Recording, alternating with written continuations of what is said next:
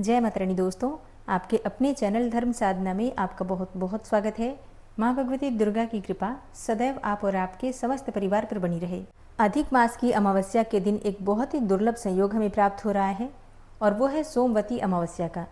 सोमवती अमावस्या एक बहुत ही शुभ संयोग है। जब अमावस्या तिथि सोमवार के दिन पड़ती है तो इसे सोमवती अमावस्या कहा गया है और इस दिन हम स्नान करते हैं, दान करते हैं, जप तप करते हैं या फिर कोई भी शुभ कार्य करते हैं तो उसका फल हमें बहुत अधिक प्राप्त होता है।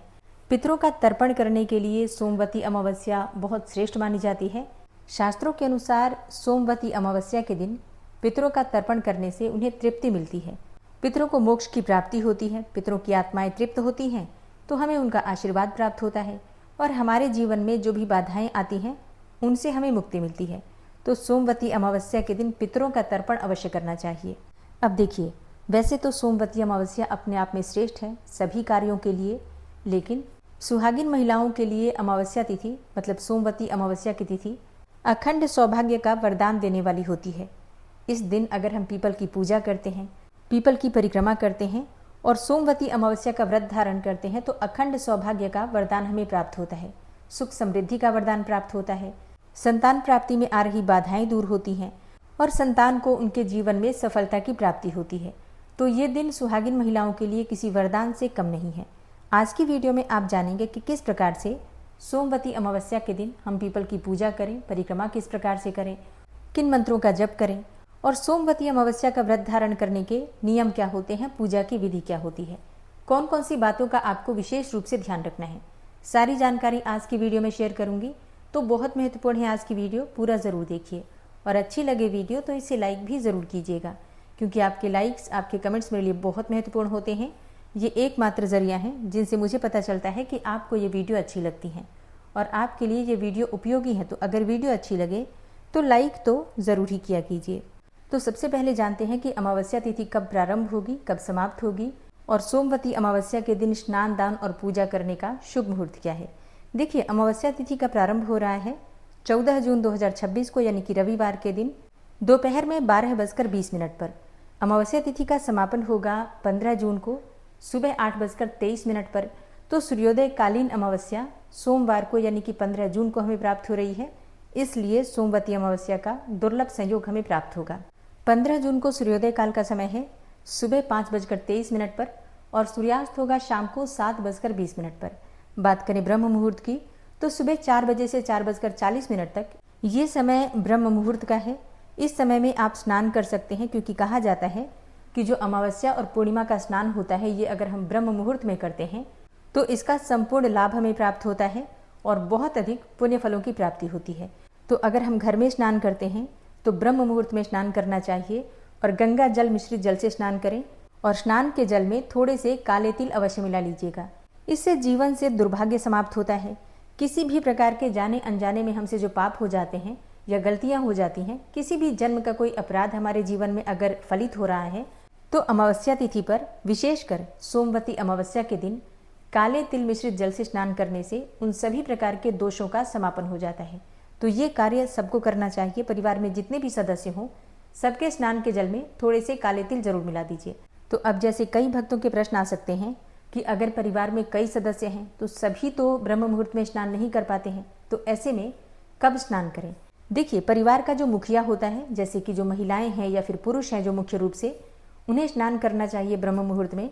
इसके अलावा जो परिवार में बाकी के सदस्य हैं, जैसे कि बच्चे हैं या फिर बुजुर्ग हैं या कोई अस्वस्थ है जो कि सुबह ब्रह्म मुहूर्त में स्नान नहीं कर पाता है, तो उन्हें भी कम से कम इतना प्रयास तो जरूर करना चाहिए कि सूर्योदय होने के 2 घंटे के भीतर तक स्नान जरूर कर लें।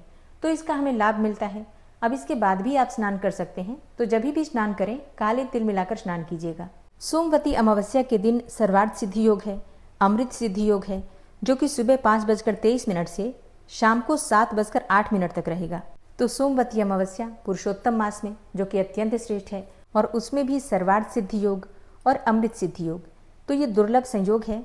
सुबह 11:54 से दोपहर 12:50 तक ये समय अभिजीत मुहूर्त का है और अमृत काल रहेगा सुबह 11:28 से दोपहर 12:52 तक। और सोमवार है तो राहु काल का समय है सुबह 7:08 से सुबह 8:52 तक। राहु काल में कोई भी शुभ कार्य प्रारंभ नहीं करना चाहिए, लेकिन अगर आप पहले से कर रहे हैं कोई भी कार्य तो आप कर सकते हैं। तो वैसे तो सोमवती अमावस्या है, पीपल की पूजा सभी को करना है, लेकिन विशेष जो होता है वो सुहागिन महिलाओं के लिए आज का दिन होता है। तो क्या करें, किस प्रकार से करें? देखिए, सोमवती अमावस्या है तो एक दिन पहले से ही शुद्धता का ध्यान रखना है। तो अमावस्या से एक दिन पहले आप लोग बाल धो लीजिएगा, क्योंकि अमावस्या के दिन बाल नहीं धोते हैं, तो बाल आप लोग एक दिन पहले यानी कि रविवार को धो लेंगे। इसके साथ ही लहसुन प्याज इत्यादि नहीं खाना है, ब्रह्मचर्य का पालन करना है, ठीक है। शुद्धता का ध्यान रखना, सात्विकता का ध्यान रखना किसी भी व्रत में अत्यंत आवश्यक होता है। और एक दिन पहले से ही पूजा की सभी सामग्रियां एकत्र कर लीजिए। पूजा में कौन सी सामग्रियां चाहिए आपको? देखिए, बहुत कुछ नहीं चाहिए होता है। जैसे प्रतिदिन की पूजा की सामग्री होती है, धूप, दीप, अक्षत, पुष्प, इसके अलावा जल चाहिए आपको, थोड़ा सा गाय का कच्चा दूध चाहिए पीपल में चढ़ाने के लिए, कुछ फल चाहिए, कुछ मिठाइयाँ चाहिए जो कि आप भोग लगाएंगे पीपल के पास भी और तुलसी के पास भी। मीठे में आप शक्कर या गुड़ भी ले सकते हैं, ठीक है। मतलब जैसे कि मिठाई ना हो तो आप परेशान ना हो, शक्कर, बताशा, गुड़ इत्यादि कोई भी वस्तु आप चढ़ा सकते हैं भोग के स्वरूप में, ठीक है। पान का पत्ता, लौंग, इलायची, सुपारी और नारियल। पीपल की परिक्रमा करने के लिए कुछ सामग्री चाहिए, जैसे कि जितनी संख्या में हम पीपल की परिक्रमा करते हैं या तुलसी की परिक्रमा करेंगे उतनी संख्या में कोई भी सामग्री आप गिन के रख सकते हैं। जैसे कि काले चने, मूंगफली ले सकते हैं, आप मिठाई भी ले सकते हैं। चाहे तो सुहाग की सामग्रियों से भी आप परिक्रमा कर सकते हैं, या सभी सामग्रियां थोड़ी थोड़ी करके रख लीजिए। और जितनी संख्या में आपको परिक्रमा करना है, जैसे कि 11 की संख्या में करना चाहते हैं, 108 की संख्या में करना चाहते हैं, 21 परिक्रमा करना चाहते हैं, 51 करना चाहते हैं, तो जितनी भी परिक्रमा करना चाहते हैं उतनी संख्या में घर से ही गिनकर आपको कुछ सामग्री लेकर जाना है। तो थोड़ी थोड़ी सभी सामग्रियां भी कर सकते हैं, या कोई भी एक सामग्री से आप परिक्रमा कर सकते हैं, ठीक है। अच्छा, जैसे कई भक्तों के प्रश्न आते हैं कि क्या 108 परिक्रमा करना आवश्यक है? नहीं, देखिए, 108 परिक्रमा आप कर सकते हैं अगर आपकी सामर्थ्य है तो, नहीं तो 11 परिक्रमा भी आप कर सकते हैं, ठीक है। 21 भी कर सकते हैं, 51 भी कर सकते हैं, 31 भी कर सकते हैं, ठीक है। तो परिक्रमा कितना करना है ये पूरी तरह से आपकी अपनी इच्छा पर निर्भर करता है, ठीक है। 108 करते हैं तब तो अत्यंत ही श्रेष्ठ है, लेकिन ये पूरी तरह से आपकी अपनी इच्छा पर निर्भर करता है। तो जितनी भी परिक्रमा करना चाहें आप कर सकते हैं। कच्चा सूत या फिर कलावा चाहिए आपको, परिक्रमा करते समय हम लपेटते हैं पीपल के वृक्ष में, तो उसके लिए, ठीक है। एक दीपक चाहिए आपको, जिसमें आप लंबी बाती या फिर गोल बाती जो भी आपके पास उपलब्ध हो डाल सकते हैं, और शुद्ध घी या फिर तिल तेल किसी भी चीज़ का प्रयोग कर सकते हैं जो भी आपके पास उपलब्ध हो, ठीक है। और आरती के लिए कपूर चाहिए। इसके अलावा आपको चाहिए सुहाग की सामग्री। 16 सुहाग की सामग्री आज के दिन पीपल में अर्पित करने से अखंड सौभाग्य का वरदान हमें प्राप्त होता है। इसके साथ ही साड़ी आप ले सकते हैं, सूट ले सकते हैं चढ़ाने के लिए पीपल के पास, और कोई पुरुष वस्त्र भी आप ले सकते हैं, जैसे कि तौलिया इत्यादि भी ले सकते हैं, बनियान ले सकते हैं, जो भी आपके पास उपलब्ध हो। इसके अलावा आपको चाहिए ऐपन, मतलब थोड़े से कच्चे चावल और हल्दी मिलाकर पीस लीजिए और जल के साथ पीसते हैं, पेस्ट बना लीजिए एक तरीके से। इसको हम प्रयोग करते हैं पीपल में छापा देने के लिए अपने हाथों से, ठीक है। अगर आप चावल ना पीसना चाहें तो ऐसे में हल्दी का घोल भी ले सकते हैं, ठीक है। तो ये सभी सामग्रियां एकत्र करके एक बड़े पात्र में रख लीजिए, और अगले दिन यानी कि सोमवार के दिन प्रातःकाल जल्दी उठना है। उठकर नित्य कर्मों से निवृत्त हो जाइए, स्नान कर लीजिए और शुद्ध वस्त्र धारण कर लीजिए। शुभ रंगों के वस्त्र धारण कीजिए, जैसे कि लाल, पीले, हरे, गुलाबी, कोई भी रंग के वस्त्र धारण कीजिए। काले रंग का प्रयोग आपको नहीं करना है। बहुत गहरा नीला या फिर भूरा रंग भी नहीं पहनना चाहिए। जब सौभाग्यवती महिलाएं सौभाग्य के लिए पूजा करती हैं तो शुभ रंगों का प्रयोग करना चाहिए और अच्छी प्रकार से 16 श्रृंगार करके सुहागिन को तैयार होना चाहिए। इससे सौभाग्य का वरदान हमें प्राप्त होता है। अगर संभव हो, मतलब समय हो आपके पास एक दिन पहले, तो मेहंदी भी लगा सकते हैं हाथों में, और पैरों में महावर आपको जरूर लगाने हैं, ठीक है। अच्छे से मांग भर लीजिए, चूड़ियाँ डाल लीजिए, लाल रंग की बिंदी लगा लीजिए। इस प्रकार से तैयार होकर आपको जाना है पीपल के वृक्ष के पास, और वहां जाकर सबसे पहले पीपल देवता को प्रणाम कीजिए। पीपल में सभी देवताओं का वास होता है, हमारे पितरों की आत्माएं यहाँ निवास करती हैं। तो जब हम पीपल की पूजा करते हैं, सभी देवताओं के साथ ही हमारे पितरों का आशीर्वाद, उनकी कृपा भी हमें प्राप्त होती है, और इसलिए पीपल की जो हम पूजा करते हैं उससे कामनाएं बहुत शीघ्र पूर्ण हो जाती है। तो वृक्ष के पास पहुंचकर आपको सभी देवताओं का, इसके साथ ही पितरों का भी ध्यान करना है, और उन्हें प्रणाम करके पीपल की जड़ में जल अर्पित कीजिए। फिर जो भी सामग्री आप लेकर गए हैं, धूप, दीप, अक्षत, पुष्प इत्यादि सभी चीजें एक एक करके वहां अर्पित कीजिए। फल या मिठाई जो भी आप भोग के लिए लेकर गए हैं भगवान को अर्पित कीजिए। देखिए, आज के दिन शिव पार्वती की पूजा की जाती है, तो जो हम पीपल में भी पूजा करते हैं अखंड सौभाग्य के लिए, तो वहाँ पर भी शिव पार्वती का ध्यान करके ही पूजा की जाती है। तो पीपल की जड़ में आप सिंदूर लगाइए, माता पार्वती का ध्यान करके। सुहाग की सामग्री या फिर वस्त्र इत्यादि जो भी आप लेकर गए हैं, माता पार्वती का और शिव का ध्यान करके वहाँ पर अर्पित कीजिए। इसके बाद माता पार्वती से प्रार्थना कीजिए कि आपको अखंड सौभाग्य का वरदान दें। पति और बच्चों की लंबी आयु के लिए प्रार्थना कीजिए, अखंड सौभाग्य के लिए, सुख समृद्धि के लिए, और अगर संतान प्राप्ति की कामना हो तो संतान प्राप्ति के लिए प्रार्थना कीजिए। दीप जलाकर दीप दिखा दीजिए। इसके बाद से कपूर से आरती कर लीजिए।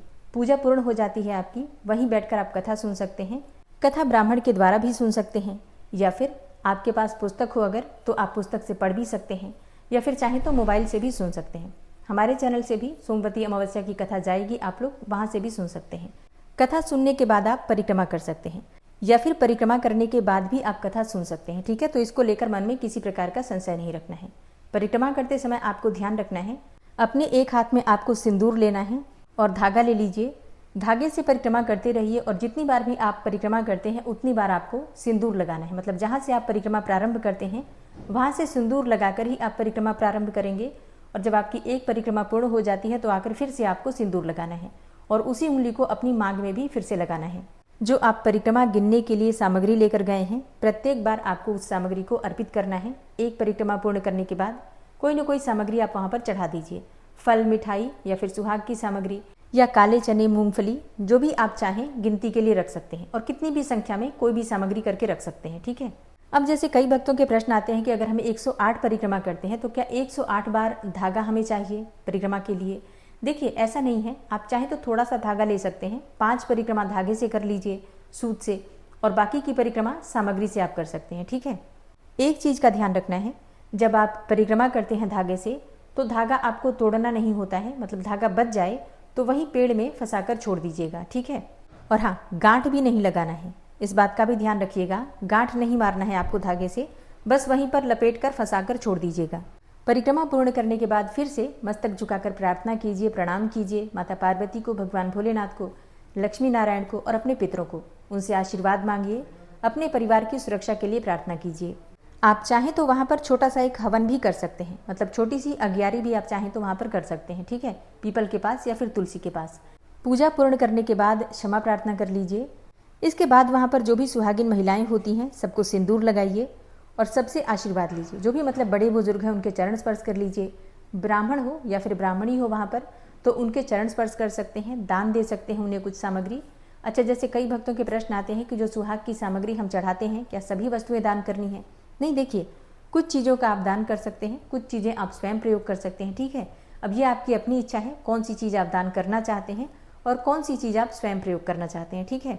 जिस सिंदूर से आपने परिक्रमा की है वो सिंदूर आप अपने घर में लेकर आइएगा, उसका प्रयोग कीजिए। सिंदूरा हो आपके पास तो सिंदूरा में डाल सकते हैं, और जो प्रतिदिन आप सिंदूर लगाते हैं डिब्बी में से थोड़ा सा उसमें भी डाल दीजिए। ठीक है। तो इस प्रकार से उस सिंदूर का आपको प्रयोग करना है। सिंदूर आप दान करने के लिए अलग से ले लीजिएगा। ठीक है। जैसे कि जो 16 श्रृंगार की सामग्री है जो हम दान करेंगे सुहाग की, उसमें तो सिंदूर होगा ही, लेकिन परिक्रमा के लिए अलग से सिंदूर रखना है, पीला सिंदूर। उसी से परिक्रमा करेंगे और उसका प्रयोग आप स्वयं के लिए करेंगे। ठीक है। बाकी वस्त्र इत्यादि जो आप चढ़ाएंगे वो आप स्वयं भी प्रयोग कर सकते हैं, चाहे तो दान भी कर सकते हैं। देखिए, पुरुषोत्तम मास है, सोमवती अमावस्या है, हम जितनी चीज़ें दान कर सकते हैं उतना तो करने का प्रयास जरूर करना चाहिए। अब बात करें कि सोमवती अमावस्या के व्रत का पारण हमें कब करना है। देखिए, सोमवती अमावस्या का जो हम व्रत धारण करते हैं निर्जल ही करते हैं। मतलब जब तक पूजा पूर्ण नहीं हो जाती है तब तक जल नहीं ग्रहण करते हैं, और पूजा पूर्ण करने के बाद प्रसाद खाकर अपना व्रत खोलते हैं। मतलब आप जल ग्रहण कर सकते हैं। बहुत से भक्त हैं जो कि शाम तक व्रत रहते हैं, शाम को फलाहार करते हैं या फिर भोजन करते हैं, और कई क्षेत्रों में पूजा करने के बाद ही व्रत खोल लिया जाता है शुद्ध और सात्विक भोजन करके, या फिर कई स्थानों में मीठा भोजन करते हैं। तो ये परंपरा है अपने परिवार की, आप लोग देख लीजिए कैसा होता है आपके यहाँ, उसी प्रकार से हमें करना होता है। अच्छा, अगर आपके घर के आसपास पीपल ना हो तो ऐसे में क्या करें? देखिए, तो ऐसे में तुलसी की परिक्रमा हमें करनी है। तुलसी की ही इसी प्रकार से विधि विधान से पूजा करेंगे। वैसे पीपल की पूजा करने के बाद भी तुलसी की पूजा हमें इसी प्रकार से करना है, लेकिन अगर पीपल ना मिले तो तुलसी की पूजा ही आप लोग कर सकते हैं। घर के आसपास शिव मंदिर है तो शिव पार्वती की विधि विधान से पूजा कर लीजिए। ठीक है। तो इस प्रकार से सोमवती अमावस्या के दिन आप पूजा कर सकते हैं, प्रार्थना कर सकते हैं। अच्छा, जैसे कई भक्तों के प्रश्न आ सकते हैं कि हम पीरियड्स में हैं तो ऐसे में पूजा कैसे करें। देखिए, पीरियड्स में अगर आप हैं तो आप पूजा नहीं कर सकते हैं, लेकिन आप मानसिक रूप से प्रार्थना कर सकते हैं, ठीक है। और अगर आपका 4 दिन पूरा हो चुका है, 5वां दिन है और आप पूरी तरह से शुद्ध हो चुके हैं, तो ऐसे में आप चाहें तो 5वें दिन मतलब रविवार के दिन सिर धोकर और सोमवार के दिन आप पूजा कर सकते हैं। तो पीरियड्स के 5वें दिन आप पूजा कर सकते हैं, लेकिन आप शुद्ध हो पूरी तरह से तभी कर सकते हैं, ठीक है। तो ये आप ध्यान रखिएगा। तो दोस्तों, ये है आज की वीडियो सोमवती अमावस्या व्रत से संबंधित। अगर आपका कोई भी प्रश्न हो इसके अलावा तो आप लोग कमेंट बॉक्स में लिख सकते हैं, तो जल्दी ही आपके प्रश्नों के उत्तर आपको मिल जाएंगे। उम्मीद करती हूँ वीडियो आपके लिए उपयोगी होगी। वीडियो अच्छी लगी हो तो लाइक कीजिए, शेयर कीजिए और चैनल पर पहली बार आए हैं तो सब्सक्राइब करके बेल आइकन को ज़रूर प्रेस कर लीजिए। मिलती हूँ मैं आपसे अगली वीडियो में, तब तक के लिए जय श्री राधे।